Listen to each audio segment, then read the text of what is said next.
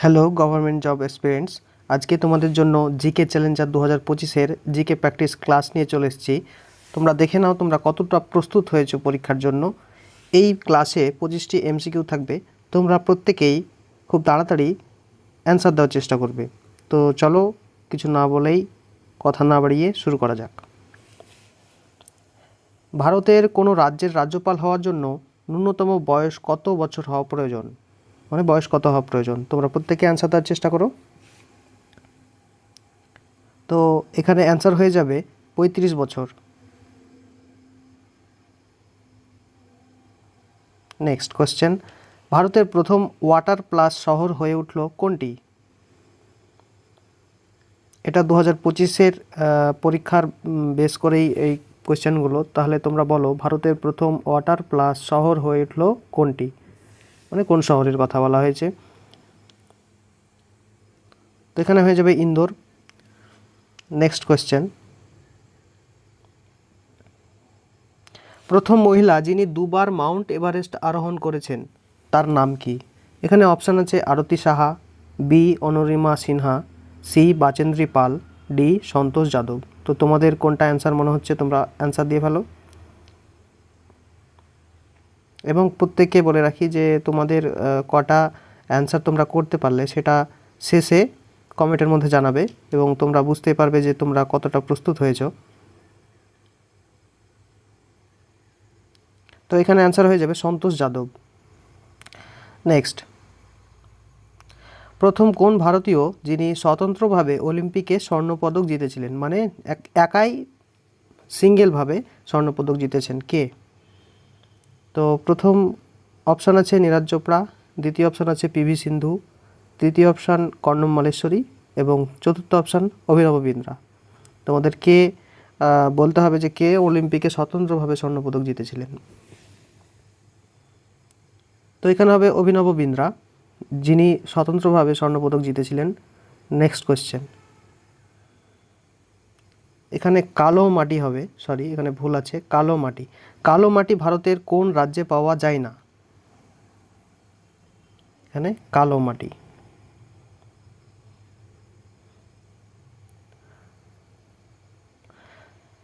কালো মাটি কোন রাজ্যে পাওয়া যায় না? এখানে না বাচক অ্যান্সার। তোমাদের প্রত্যেকটা এক্সামেই না বাচক কোশ্চেন বেশি দেয়, তোমরা সাবধানে করবে কোশ্চেনগুলো। তো এখানে দেখো অন্ধ্রপ্রদেশ, মহারাষ্ট্র এবং মধ্যপ্রদেশ সব রাজ্যেই কিন্তু কালো মাটি পাওয়া যায়, কিন্তু পাঞ্জাবে পাওয়া যায় না। নেক্সট, নিম্নের কোন ভিটামিনটি খুব সহজে মানবদেহে সংশ্লেষিত হয়? মানে মানবদেহে খুব সহজেই মিশে যায় বা সংশ্লেষিত হয় কোন ভিটামিনটি? এখানে option A vitamin A, option B vitamin D, option C vitamin E, option D vitamin K. তাহলে তোমাদের অ্যান্সার করতে হবে কোনটি। তো এখানে আমাদের অ্যান্সার হয়ে যাবে ভিটামিন ডি, খুব সহজেই মানবদেহে সংশ্লেষিত হয়। নেক্সট, নিম্নোক্ত কোনটি ভেক্টর রাশি? এগুলোর মধ্যে বলতে হবে নিম্নোক্ত কোনটি ভেক্টর রাশি। ভেক্টর রাশি মানে কি? মান এবং অভিমুখ দুই থাকে এবং স্কেলার রাশি শুধু মান আছে কিন্তু কোনো অভিমুখ নেই। তাহলে এগুলোর মধ্যে তোমরা অ্যান্সার করো কার মান এবং অভিমুখ দুটোই আছে। তাহলে তোমরা অ্যান্সার করো, কমেন্টের মধ্যে জানাও। তো এখানে অ্যান্সার হয়ে যাবে বল। বলের কিন্তু নির্দিষ্ট দিকে বল প্রয়োগ করা যায় এবং মানও আছে যে বলের একটা প্রেসার বা চাপ এগুলো আছে। তো দেখো এখানে ভরের কোনো অভিমুখ নেই, ঘনত্বেরও কোনো অভিমুখ নেই, জড়তারও কোনো অভিমুখ নেই, মান আছে শুধু। তাহলে এখানে আমাদের রাইট অ্যান্সার হয়ে যাবে বল। নেক্সট, কার রাজত্বকালে হিউয়েন সাং ভারতে আসেন? তো এখানে তোমরা অ্যান্সার করো কার রাজত্বকালে হিউয়েন সাং ভারতে আসেন। Option A Chandragupta Maurya, option B দ্বিতীয় চন্দ্রগুপ্ত, অপশান সি কনিষ্ক এবং অপশান ডি হর্ষবর্ধন।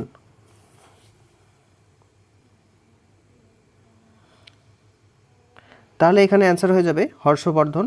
হর্ষবর্ধনের রাজত্বকালে কিন্তু হিউয়েন সাং ভারতে আসেন। তাহলে যদি বলা হয় মেগাস্থেনিস কার আমলে ভারতে আসেন? মেগাস্থেনিস আসেন Chandragupta Maurya. Megasthenes Megasthenes Megasthenes যাই হোক মেগাস্থেনিস। আর দ্বিতীয় চন্দ্রগুপ্তের আমলে কে আসে? Fa-Hien. Fa-Hien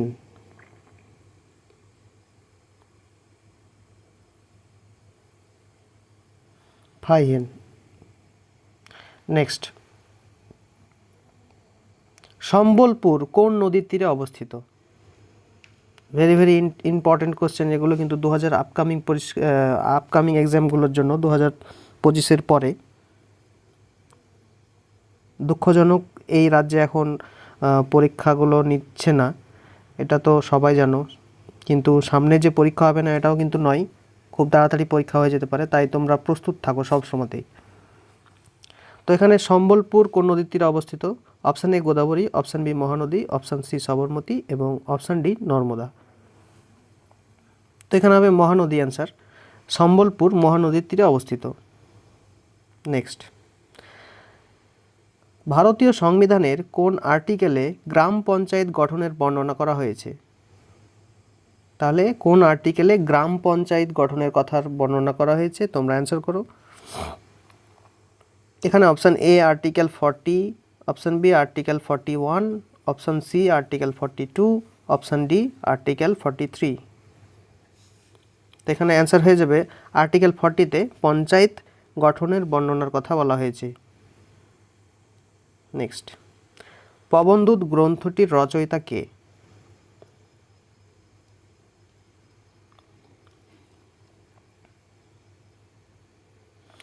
option A Tulsidas, option B Sandhyakar Nandi, option C Jaydev এবং অপশান ডি ধৈ।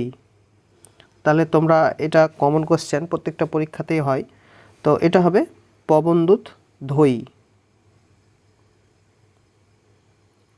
পাট উৎপাদন কোন রাজ্য ভারতে প্রথম স্থান অধিকার করে?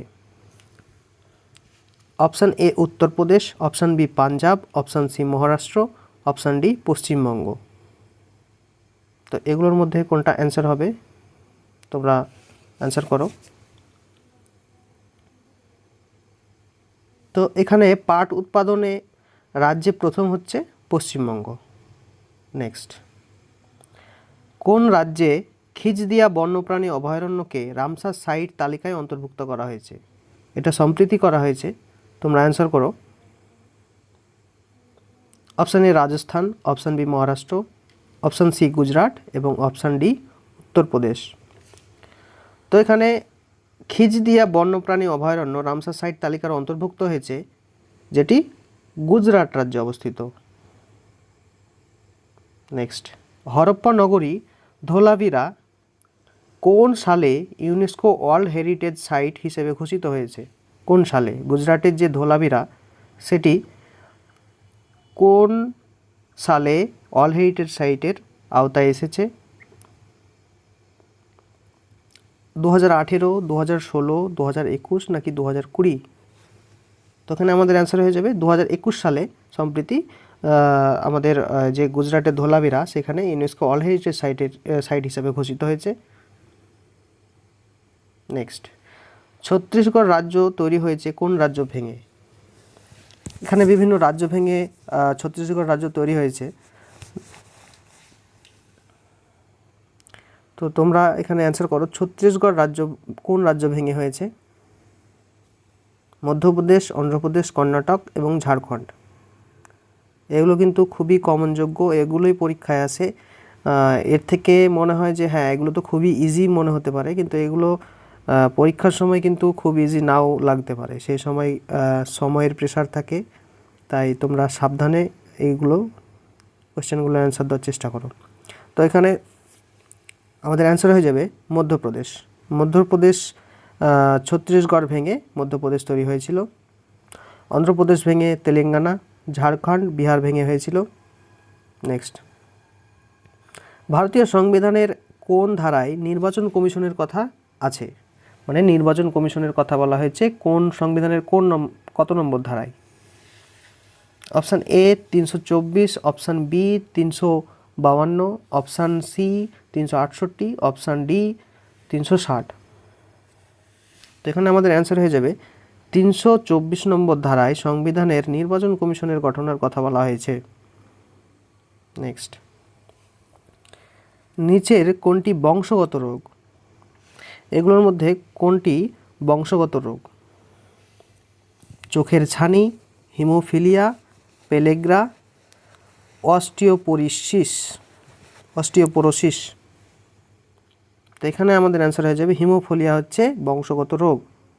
নেক্সট, কোন বছর রাইট টু ইনফরমেশন অ্যাক্ট বলবৎ হয়? মানে আরটিআই, যেটা আমরা আরটিআই করি, সেই আরটিআই কোন সালে বলবৎ হয়েছে বা কার্যকর হয়েছে, কোন সালে চালু হয়েছে? Option A 1997, option B 2003, option C 2005, option D 2011। তো এখানে অ্যান্সার হয়ে যাবে অপশান সি 2005 সালে কিন্তু রাইট টু ইনফরমেশন অ্যাক্ট মানে আরটিআই অ্যাক্ট চালু হয়েছিল। নেক্সট, ভারতের কোন শহরটি প্রাসাদের শহর হিসাবে পরিচিত বা প্রাসাদ নগরীও বলা হয়? যে প্রাসাদ নগরী কোন শহরটিকে বলা হয়? এখানে আছে ভারতের কোন শহরটি প্রাসাদের শহর হিসাবে পরিচিত? Option A Sambalpur, option B Kolkata, option C Mumbai, option D Udaipur.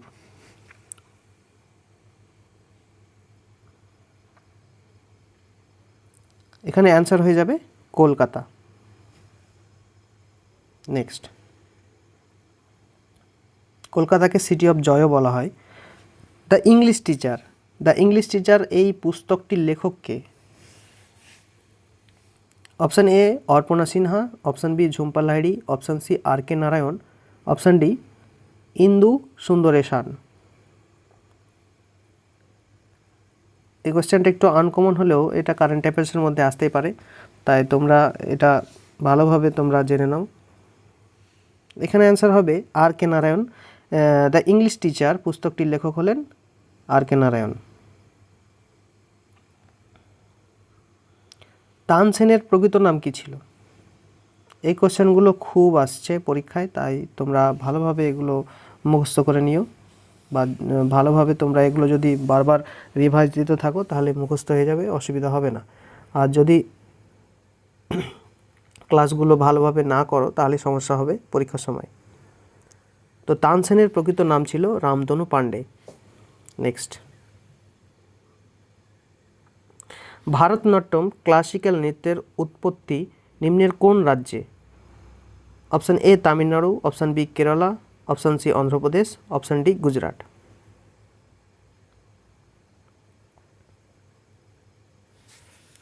তো ভারতনাট্যম ক্লাসিক্যাল নৃত্য এটা হবে তামিলনাড়ু। ভারতনাট্যমটা হবে তামিলনাড়ু এবং মোহিনীঅট্টম যেটা হবে সেটা হবে কেরালা। অন্ধ্রপ্রদেশের কুচিপুড়ি, গুজরাটের গরবা, এগুলো হচ্ছে ভারতনাট্যম। তামিলনাড়ু, এগুলো হচ্ছে ক্লাসিক্যাল নৃত্য। ভারতের ক্লাসিক্যাল নৃত্য যেগুলো আছে এগুলোর মধ্যে খুব ইম্পর্টেন্ট। নেক্সট, নিম্নের কোথায় সর্দার বল্লভভাই প্যাটেল আন্তর্জাতিক বিমানবন্দর অবস্থিত? Option A Chennai, option B Ahmedabad, option C New Delhi, option D Hyderabad.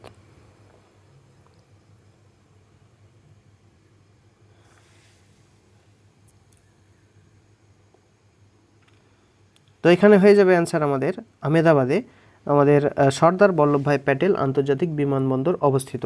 Ahmedabad কোন রাজ্যে অবস্থিত? গুজরাট রাজ্যে। নেক্সট, নিম্নের কোন মৌর্য সম্রাট প্রিয়দর্শী উপাধি গ্রহণ করেছিলেন? Option A Chandragupta Maurya, option B Bindusara, option C Ashoka, option D Kanishka.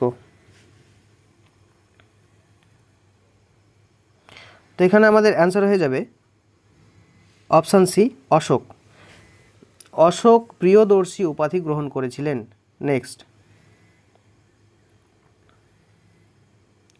ভারতের সবচেয়ে কম জনঘনত্ব বিশিষ্ট রাজ্য কোনটি? Option A Goa, option B Sikkim, option C Arunachal Pradesh, option D Mizoram. তো এখানে আমাদের অ্যান্সার কী হবে তোমরা দেখে নাও।